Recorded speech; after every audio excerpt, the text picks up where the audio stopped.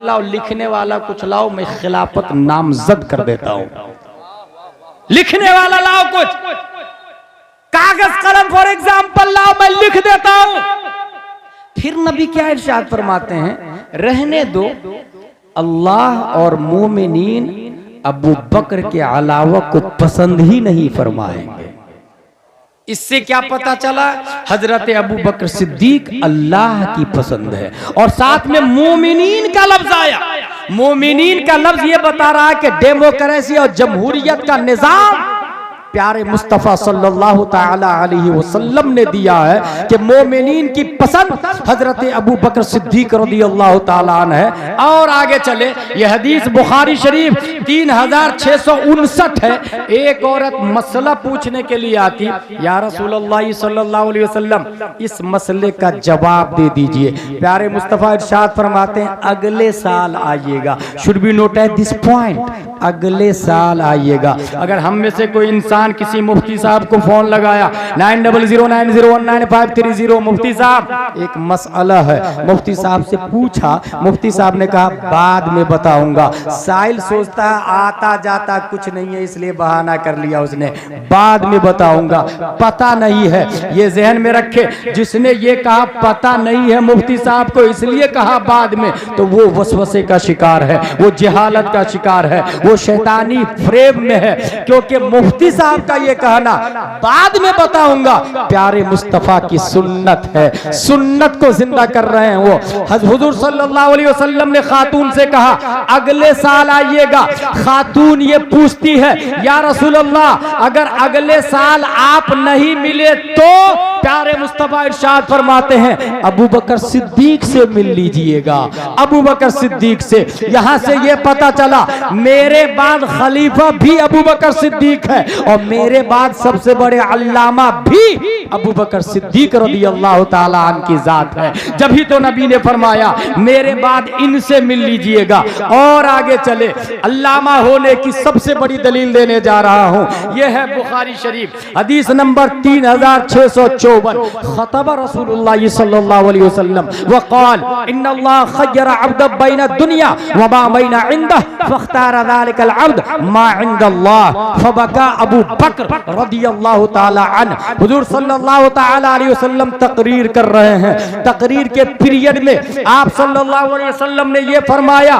कि अल्लाह ने एक बंदे को इख्तियार दिया दुनिया और आखिरत के दरमियान, तो उस बंदे ने दुनिया को कबूल, उस बंदे ने आखिरत को कबूल कर लिया। ये नबी तकरीर कर रहे थे। तकरीर सुनने के बाद हजरत अबू बकर सिद्दीक रोने लगे, रोने लगे, रोने लगे। सहाबा ने कहा आप क्यों रो रहे हैं? हुजूर सल्लल्लाहु अलैहि वसल्लम ने आम बंदे के बारे में बात की है, मगर आप रो रहे हैं। हजरत अबू बकर सिद्दीक जवाब देते हैं, आम बंदे के बारे में नबी ने नहीं बात की, नबी ने अपने बारे में बात की है। ज़ालिकल अब्द से खुद नबी मुराद है। और इसी से ये पता चल रहा है कि नबी इंतकाल करने वाले हैं, नबी इंतकाल करने वाले हैं। अल्लाहु अकबर। नबी के इंतकाल की खबर इस हदीस से अबू बकर सिद्दीक ने इस्तिदलाल कर लिया। ये इस बात की दलील है कि तमाम सहाबा में किसी को नहीं पता चला कि नबी कब इंतकाल करेंगे, मगर अबू बकर सिद्दीक समझ गए। यही इस बात की दलील है, तमाम सहाबा में अगर सबसे बड़े कोई आलिम गैब है तो वो हजरत अबू बकर सिद्दीक की जात है। तमाम सहाबा में सबसे बड़े आलिम गैब हजरत अबू बकर सिद्दीक रज़ियल्लाहु ताला अन्हु। मेरे भाई, हजरत अबू बकर सिद्दीक का अंदाजा आप इससे भी लगाएं, जामिया रज़विया अल्लामा असनाद साहब ने ऐलान किया, भाई साहब मैं बड़ी बिल्डिंग बनाने जा रहा हूं, डबल तामीर करने जा रहा हूं, आप लोग चंदा दीजिए। एक ने दिया आज 100 रुपया, दूसरे ने दूसरे दिन 500, तीसरे ने तीसरे दिन 1000, चौथे ने चौथे दिन 4000, पांचवें ने पांचवें दिन 5000। आप लोग बताइए वो 100 रुपया ज्यादा है या पांचवें दिन जिसने 5000 दिया वो ज्यादा है? क्वेश्चन। जिसने 100 रुपया उसी दिन दे दिया वो ज्यादा है या 5 दिन के बाद जिसने 5000 दिया वो ज्यादा है? एक साहब उंगली का इशारा कर रहे कि 100 रुपया ज्यादा है। कॉमन सेंस में ये आएगा कि 5000 तो 5000 है, 4999 ज्यादा हुआ 100, 4900 रुपया ज्यादा हुआ, तो ये 100 रुपया कैसे ज्यादा हो सकता है? मगर एक साहब ने उंगली से इशारा करके फर्ज किफाया अदा कर दिया। हकीकत यही है, वो 100 रुपया ही ज्यादा है, क्योंकि उस 100 रुपया देने वाले ने माहौल बनाया और उनका देखा देखी दूसरे ने 200, 500, 1000, 4000, 5 दिन के बाद 5000 दिया।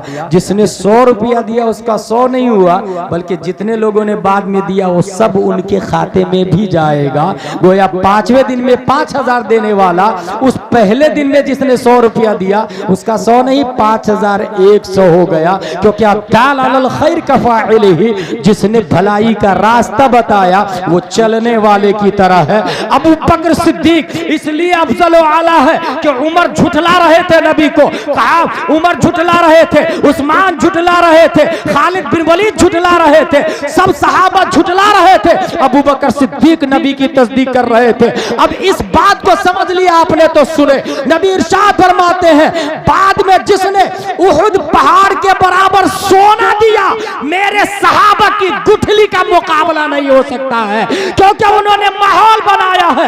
यही वजह है कि तमाम सहाबा के अमाल को तराजू के एक पल्ले में डाल दे, अबू बकर सिद्दीक के एक अमल को तराजू के दूसरे पल्ले में डाल दे, अबू बकर सिद्दीक का एक अमल सिर्फ सहाबा नहीं कयामत तक के इंसानों के अमाल पे भारी नजर आएगा।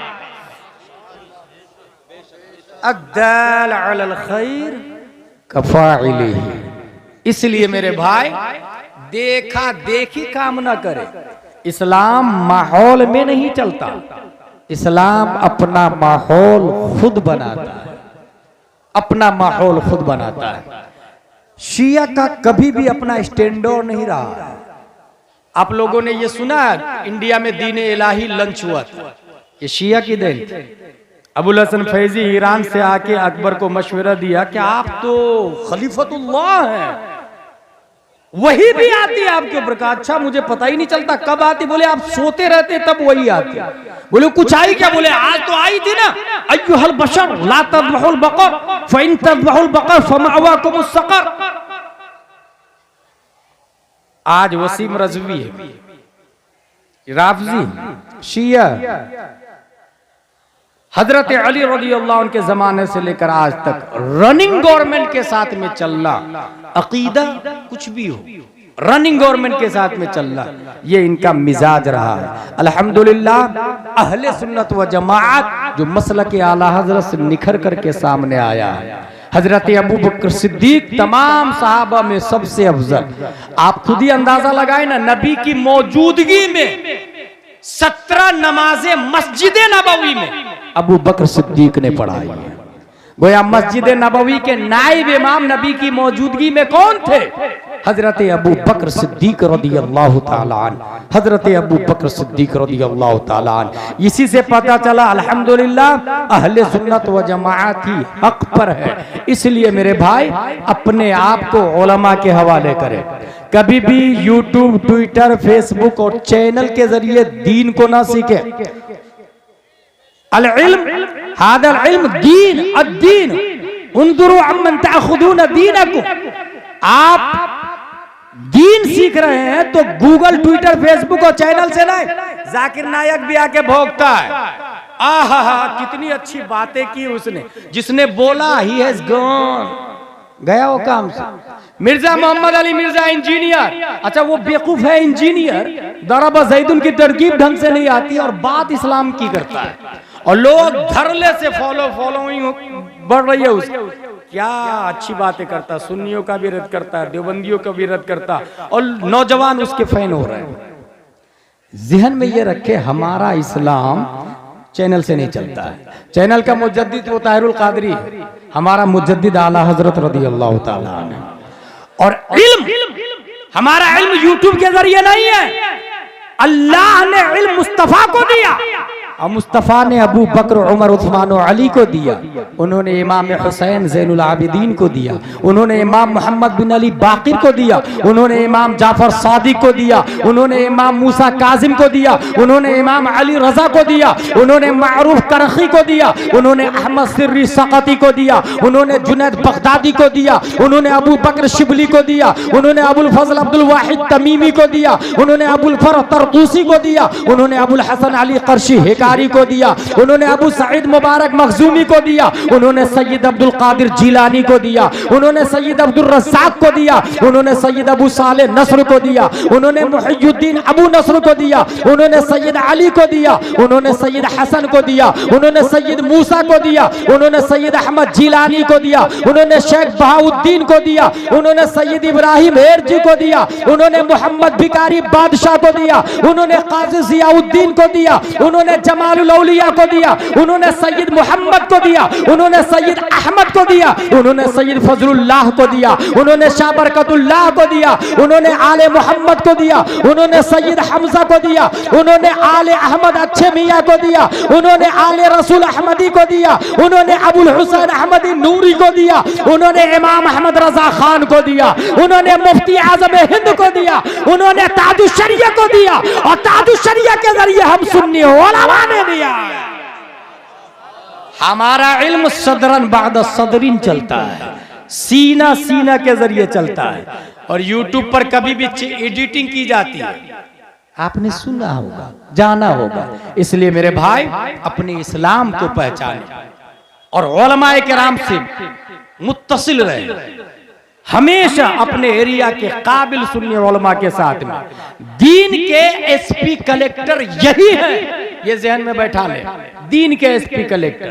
क्या आपने कभी ये सुना कि किसी कलेक्टर ने ये कहा वुजू में 4 फराइज है, चेहरा धोना, हाथ धोना, मसा करना, पांव धोना?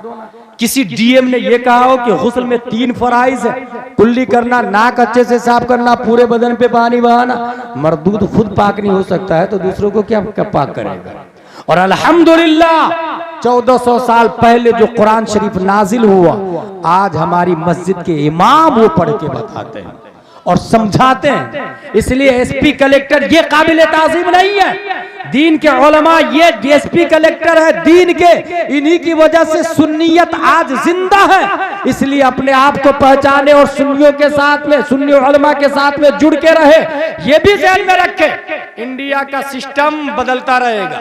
कॉन्स्टिट्यूशन ऑफ इंडिया क्या नहीं बदल रहा है? डॉक्टर भीमराव अंबेडकर ने लिखा article 25, freedom of conscience and free profession, practice and propagation of religion. हर हिंदुस्तानी को 4 राइट्स हासिल है।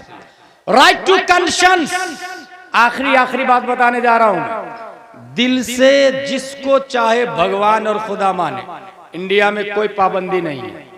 चूहा, कुत्ता, बिल्ली, छछुंदर, अगर आप कह दे कि छछुंदर हमारा माबूद है, हम पूजा करते हैं, सुप्रीम कोर्ट ऑफ इंडिया का जज बोलेगा कि चूहा को मारना इल्लीगल है, क्योंकि वो भगवान।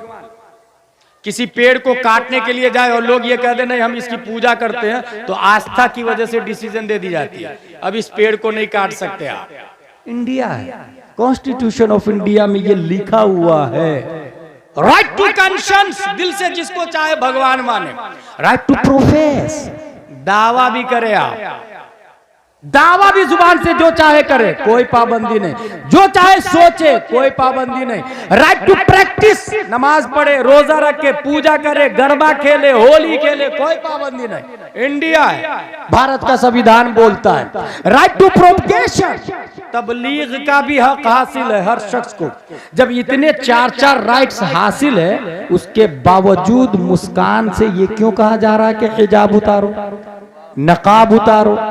आर्टिकल 25 का वायलेशन नहीं हो रहा, धज्जियां नहीं उड़ाई जा रही। इसीलिए गुलाम चैलेंज के साथ बोल रहा है कि आर्टिकल के हिसाब से हिंदुस्तान नहीं चल रहा है, मखसूस तंजीम के इशारे पर भारत चल रहा है, मखसूस तंजीम के कहने पे भारत चल रहा है। इसलिए उलमा से मुत्तसिल रहे तो आपको हक समझ में आएगा। मुस्कान से कहा गया हिजाब उतारो, आप सबने देखा जय श्री राम के नारे की छाती को फाड़कर उस खातून ने तनहा जान की परवाह तकबीर के नारे के झंडे को गाड़ा है, उसने तन्हा गाड़ा है। लेकिन गुलाम अगर पढ़ता है और इस मोमेंट को देखता है तो उसे कुछ और नजर आता है। आप लोग को मुस्कान नजर आ रही है ना, हमें कुछ और नजर आती है। 1400 साल पहले हिजरत कर रहे हैं प्यारे मुस्तफा सल्लल्लाहु अलैहि वसल्लम। हजरत अबू बकर सिद्दीक भी साथ में मदीना शरीफ गए। वहां के यहूदियों में 3 बड़े कबीले थे, बनी कैनका, बनी नुबैर, बनी कुरैजा। 3 बड़े कबीले, और तीनों से नबी ने मुआहदा किया, मेरा माल तुम पर हराम, तुम्हारा माल हम पर हराम, ठीक है। मुझे कोई अटैक करेगा हम पर तो तुम डिफेंस करोगे, और तुम पर कोई अटैक करेगा तो हम डिफेंस करेंगे, ठीक। इसे मीसाक़े मदीना कहा जाता है। मीसाक़े मदीना बड़ी बड़ी किताबों में आज भी मीसाक़े मदीना महफूज है। एग्रीमेंट हो गया, मगर यहूदियों ने, देखिए मुस्कान का कनेक्शन कहां से मिलता है।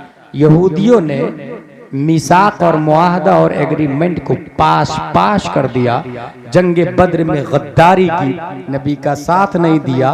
और सिर्फ यही नहीं, जंगे बद्र के बाद उस जमाने की मुस्कान, उस जमाने की एक मुस्लिम खातून को यहूदी ने कहा नकाब उतार। उस खातून ने कहा नहीं उतारूंगी। नकाब उतार, नहीं उतारूंगी, नकाब उतार। जब उस खातून ने नहीं उतारा, यहूदियों ने जबरदस्ती नकाब उतार दिया। और सिर्फ नकाब नहीं, पूरे कपड़े यहूदियों ने उतार दिए। वो खातून चिल्लाई, बचाओ बचाओ। गैरत ईमानी मुस्लिम के गाल पे तमाचा पड़ता है। एक सहाबी निकालते हैं तलवार और यहूदी की गर्दन उड़ा देते हैं।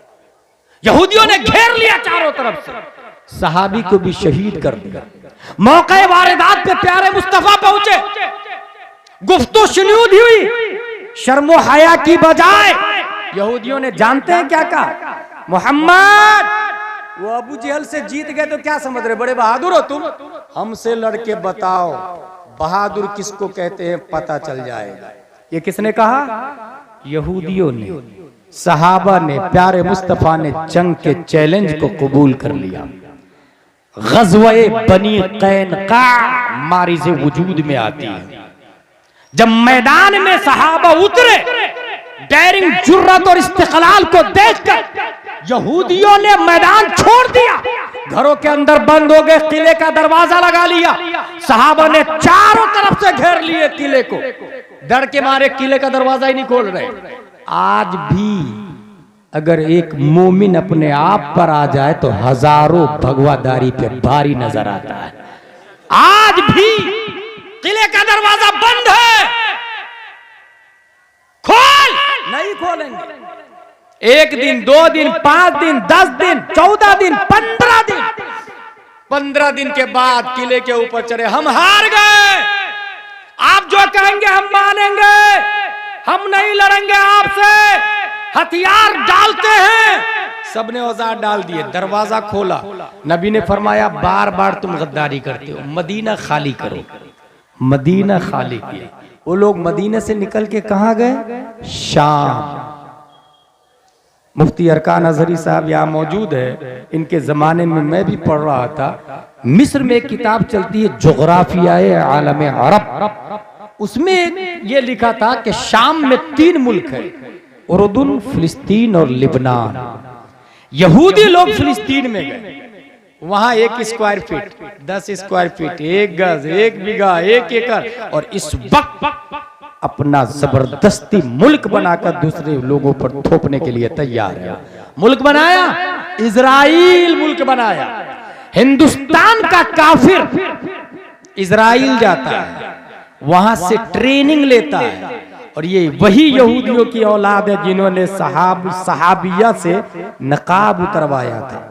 वही इजराइल हिंदुस्तान के काफिर को मशवरा देता कि कर्नाटका में मुस्कान के चेहरे से नकाब उतरवा। ये काफिर हिंदुस्तान का इजराइल से सीख कर आता है और फिर कर्नाटका में मुस्कान को कहता है नकाब उतार।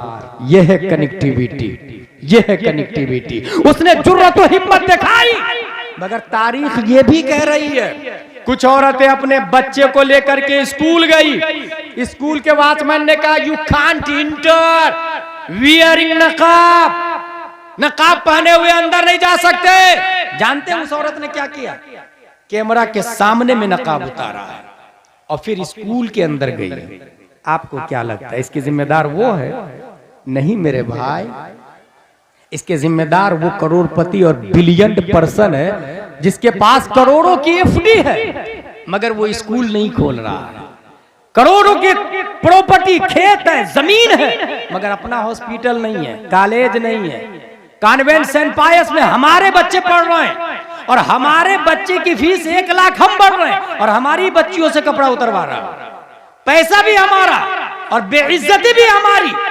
चाहिए तो ये था उस खातून को जिससे कहा गया कि स्कूल में नकाब पहन के दाखिल नहीं हो सकते, अपनी बच्ची और बच्चे को स्कूल से बाहर निकाल लेते, स्कूल के गेट पे जूते चप्पल का हार डालते और उसके बाद खुद अपनी स्कूल बनाते, अपना कॉलेज, अपनी यूनिवर्सिटी। और जब अपना कॉलेज होगा तो सिस्टम हमारा होगा, यूनिफॉर्म हमारा होगा, सिलेबस हमारा होगा, टीचर हमारा होगा, प्रोफेसर हमारा होगा, किताबें हमारी होगी। और जब हमारा यूनिफॉर्म होगा तो लड़कों के लिए कुर्ता पजामा टोपी रखेंगे, लड़कियों के लिए नकाबे फातिमा तो ज़ारा रखेंगे।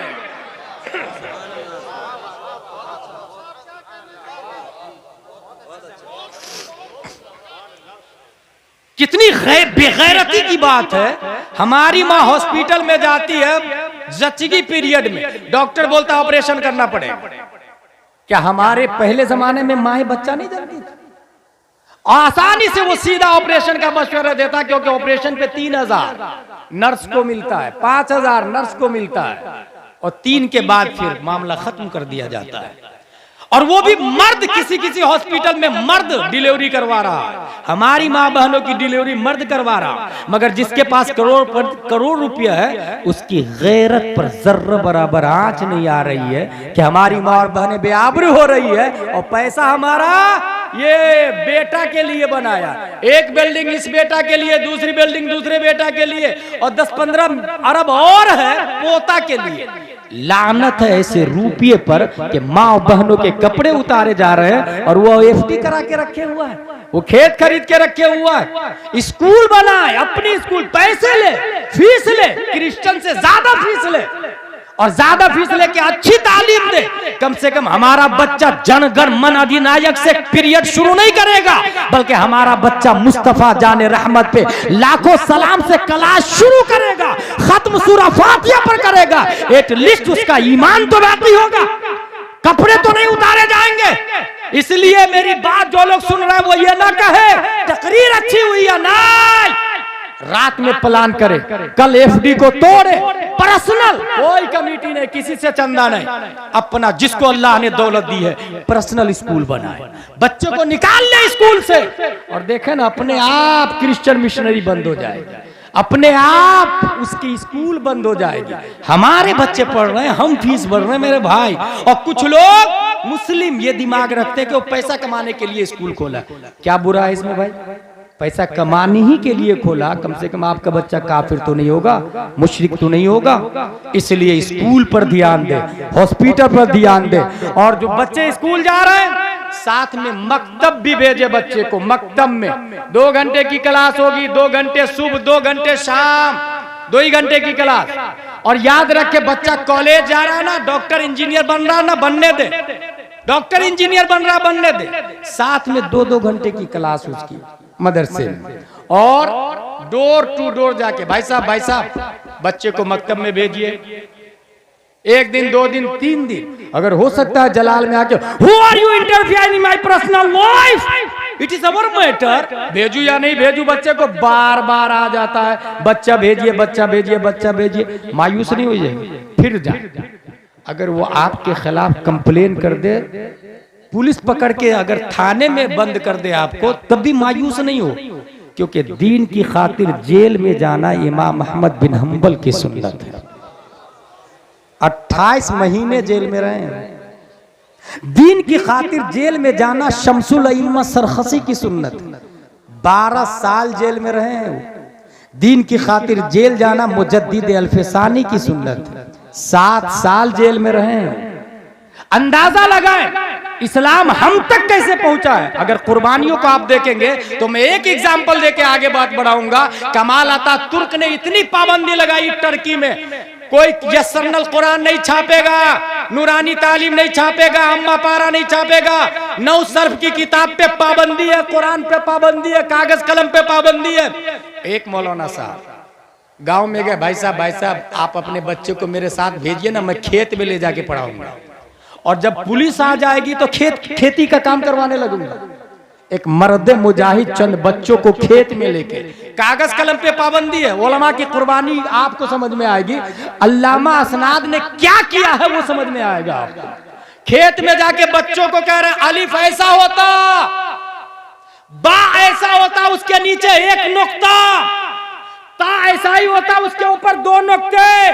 उंगलियों के इशारे से उस आलिम ने सिर्फ नाजरा नहीं, आलिम का कोर्स करवाया है, आलिम का। उसी का एक शागिर्द रजब तय्यब अर्दोगान है। जब अक़वाम मुत्तहिदा में पहुंचता है तो इजराइल के प्राइम मिनिस्टर की आंखों में आके डालकर बोलता है तू बातिल है, तेरा नजरिया बातिल है, तेरा सिस्टम बातिल है, फिलिस्तीन के मुसलमान मजलूम है, हमारा इस्लाम अफजल व आला है, तुम बुलाओ या ना बुलाओ, रजब तय्यब अर्दोगान जान तो दे सकता है मगर हक बोलना नहीं छोड़ेगा।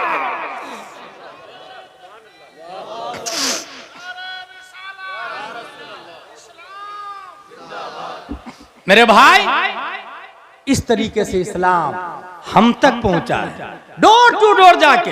हाँ, लड़कियों को आलिम साहब नहीं पढ़ाएंगे। किसने कहा आलिम साहब गुनाह करने पर कादिर नहीं है? किसने कह दिया? भाई वो अल्लाह का फजल है जिसे बचा ले। लड़कियों को आलिमा पढ़ाएगी, आलिमा। अपने यहाँ हर मस्जिद में मकतब लगता है, हर मस्जिद में मकतब है। लड़कियों का डिपार्टमेंट अलग, लड़कों का डिपार्टमेंट अलग। अब आलिमा कहां से लाएंगे? वेरी सिंपल, अल-माहिदुल अज़हरी लिल बनात जोया के अंदर मौजूद है। अल्लामा अरकान साहब एक आलिमा चाहिए। और कैसे आलिमा मिलेगी? गांव में जो बूढ़े लोग हैं ना, अपने बेटे के लिए लड़की ढूंढ रहे हैं शादी करने के लिए, जींस पैंट टी शर्ट वाली को हरगिज नहीं लाए, क्योंकि जो लड़की जींस पैंट टी शर्ट पहनती है उसके पेट से कभी अल्लाह का वली पैदा हो ही नहीं सकता। अल्लाह का वली नकाब वाली के पेट से पैदा होता है। अल्लाह का वली कंजुल ईमान और बहार शरीयत पढ़ने वाली के पेट से पैदा होता है। इसलिए वो सीधा नकाब वाली ढूंढे, बहार शरीयत और आलिमा ढूंढे और वो शादी करे। और इस तरीके से लड़कियों की तालीम अलग, लड़कों की तालीम अलग, तब निजाम बदलेगा, तब इनकलाब आएगा बड़ी आसानी से। एक और मिसाल देखे आप, बाप का इंतकाल हुआ, बेटा रह रहा है बरतानिया में। मुफ्ती साहब 10 पेटियां मेरे अब्बू के इसाले सवाब के लिए मस्जिदों में बंटवा दीजिएगा। लंदनी में बरतानिया से फोन कर रहा, बराई इसाले सवाब मरहूम फुला, 10 पेटियां मस्जिद में गई। किसने खोल के पढ़ा? जब दूसरे ने अपने बाप के नाम से दिया था तो आपने पढ़ा था? अगर नहीं तो आप अपने बाप के नाम से देंगे तो दूसरा क्यों पढ़ेगा? बेवकूफ है क्या लोग? कमा तदीनो तुदान, जैसी करनी वैसी भरनी। टीट फुट है। दूसरे के बाप के नाम से आप नहीं पढ़ेंगे तो आपके बाप के नाम से कौन पढ़ेगा? 50-100 पेटियां जमा हो जाती है। मुफ्ती साहब पेटियां पुरानी हो गई, पारे बोसीदा हो गए, दफन कर दूं क्या? हाँ दफन कर दूं। गई पेटी, दफन हो गई। ये क्यों हुआ? क्योंकि खुद स्मार्ट बन गया था, मुफ्ती बन गया था। बराई साले सवाब में पेटियां बंटवा दिया। भाई नहीं, पहले पूछे मुफ्ती साहब से किस चीज की जरूरत है, इसाले सवाब में क्या दूं? मुफ्ती साहब ने कहा अनवारे शरीयत। अब अनवारे शरीयत दे दी आपने, 50 रुपये की किताब अनवारे शरीयत। बच्चा पढ़ा, उसके बाद एदादिया पढ़ा, फिर उला, फिर सानिया, अल्लामा बन गया। 50 रुपये की किताब बाप के नाम से दिया था, उसको पढ़ के बच्चा अल्लामा बन गया। जब तक वो अल्लामा जिंदा होगा सवाब बाप को पहुंचता रहेगा। 50 रुपये से कितना बड़ा इनकलाब आया। तो इसलिए इसाले सवाब से पहले पूछे। इसी तरीके से 40वां में 5 लाख रुपए का 40वां पूरे गांव वाले लोग खाएंगे। पूरे गांव वाले लोग 40वां में 5 लाख रुपया खर्चा करना। हजरत 40वां क्या है? दर्जे हैं इस्लाम में। ये है फर्ज, ये है वाजिब, ये सुन्नत मुअक्कदा, ये सुन्नत गैर मुअक्कदा, ये है मुस्तहब। सबसे लो क्वालिटी में मुस्तहब है, सबसे नीचे मुस्तहब। मुस्तहब करे तो सवाब, छोड़ दे तो गुनाह भी नहीं मिलेगा। इसके ऊपर सुन्नत गैर मुअक्कदा, फिर सुन्नत मुअक्कदा, फिर वाजिब, फिर फर्ज। 5 लाख रुपया खर्चा किया, 40वां में गांव वाले खाना खाएंगे। मैं उससे आसान 40वां बताता हूं, और वो मुस्तहब नहीं फर्ज होगा। आसान 40वां मरने के बाद ही नहीं होता है, 40वां जीते जी भी हो सकता है। इसाले सवाब ये 40वां, असल टारगेट इसाले सवाब। बर्तानिया से बेटा फोन करे मुफ्ती साहब को, इमाम साहब को, इमाम साहब मेरे अब्बू अम्मी पढ़े लिखे नहीं है, उर्दू अरबी दोनों आप पढ़ाएं, कितना पैसा लेंगे? इमाम साहब ने कहा 5000 रुपये महीना। कहा ये बताइए उर्दू अरबी दोनों कितने दिनों में पढ़ा देंगे आप? कहा 6 महीने में। माँ बाप दोनों को 1 घंटा दूंगा, उर्दू अरबी दोनों पढ़ा दूंगा। उर्दू अरबी इसलिए बार बार बोल रहा हूं कि कुछ लोग कुरान शरीफ पढ़ने को दीन समझते हैं कि हाँ फर्ज इल्म हासिल हो गया, मेरी बेटी कुरान पढ़ लेती है। भाई कुरान पढ़ना ये फर्ज उलूम हो गया क्या? कहाँ लिखा है? हमारे उलमा ने तो कभी ये नहीं बताया। वुजू के फराइज जहां लिखा हुआ है वो आप नहीं समझ पा रहे हैं, और जहां समझने में लिखा हुआ है वो पढ़ा नहीं आपने उर्दू। फक्सिलू वजूहकुम व अयदियकुम, इस आयत का माना क्या है आप नहीं बता पाएंगे। अनवार शरीयत में लिखा वुजू में कितने फराइज है, वो उर्दू आती नहीं है आपको, इसलिए अरबी के साथ में उर्दू कंपलसरी है। इमाम साहब ने कहा 6 महीने में पढ़ा दूंगा। तनख्वाह कितनी है? 5000। 5 को 6 से इंटू करे कितना हुआ? 30,000। 5 लाख का 40वां खाना मकबूल है या मरदूद कोई गारंटी के साथ नहीं बोल सकता है। कबूल ही हुआ यकीन के साथ कोई नहीं बोल सकता है, और वो मुस्तहब है। लेकिन आपने अगर माँ बाप को पढ़ने के लिए लगा दिया तो ये फर्ज हो गया, और इसका सवाब आपको फर्ज के सवाब के बराबर। बल्कि इस पीरियड में आपके माँ बाप इंतकाल कर गए तो शहीद फरिश्ते उनके नीचे पर बिछाते। तो इसलिए मेरे भाई 40वां में 5 लाख खर्चा ना करे, बल्कि आपके माँ बाप जाहिल है तो उसे उर्दू अरबी दोनों पढ़ाए। ये मिजाज बना लिया आपने तो चाहे हजारों सलमान तासीर पैदा हो, नबी की शान पे उंगली उठाए, गली गली चप्पे चप्पे में मुमताज कादरी पैदा होगा और पूरी बॉडी को गोली से उड़ा देगा, जान दे देगा, मगर मुस्तफा की जात पर आंच नहीं आने देगा। इस तरह हमारा निजाम आगे बढ़ेगा। मसलक आला हजरत हक है। आला हजरत रदियल्लाहु ताला अन्हु स्पेशल डिपार्टमेंट आपका इश्क, स्पेशल डिपार्टमेंट, और इश्क में फिक्र लिखा आपने। इसलिए फतावा रज़विया में जा बजा इश्क इश्क इश्क। एक जगह तो लमारकान साहब इश्क की 3 किस्में पढ़ी और इतनी हार्ड। अच्छा दोबारा ढूंढ रहा हूं तो मिल भी नहीं रही है वो बहस, मैं ढूंढ निकालूंगा, तकरीर में बोलूंगा एक दिन इंशाअल्लाह अज़ीम कि आशिक अपने माशूक को चाहना ही छोड़ देता है, क्योंकि चाहता है तो माशूक की तस्वीर आती है और तस्वीर रकाबत का काम करती है, और रकीब को बीच में आशिक आने नहीं देना चाहता है। बहरहाल फतावा रज़विया आला हज़रत रज़ियल्लाहु ताला अन्हु की इंसाइक्लोपीडिया फिक़्ह की किताब हदायक़ बख्शिश कितनी मशहूर है, कितनी मशहूर है, मगर स्पेशल डिपार्टमेंट नहीं। 1827 का एक मशहूर शायर है हिंदुस्तान का, मोहसिन काकोरवी। 1827 में पैदा होते हैं। आला हजरत की बारगाह में पहुंचे, हजरत मैंने कसीदा-ए मेराजिया लिखा है, जरा सुन लीजिए ना। आला हजरत फरमाते हैं जोहर के बाद आ जाइएगा। जोहर के बाद गए वो और कसीदा-ए मेराजिया सुनाया। सुनते सुनते असर के करीब हो गए। उसके बाद कुछ गुफ्तगू हुई, फिर आला हजरत फरमाते हैं आपसे मैंने सुन लिया कसीदा मेराजिया, असर के बाद मुझ फकीर से सुन लीजिएगा। असर के बाद फिर नशिस्तगाह में बैठे, आला हजरत रज़ियल्लाहु ताला अन्हु फरमाते अब मुझ फकीर से सुने, कागज नहीं है, कलम नहीं है, लिखा नहीं, बस फिलबद ही पढ़ना शुरू कर दिया आला हजरत ने कसीदा मेराजिया।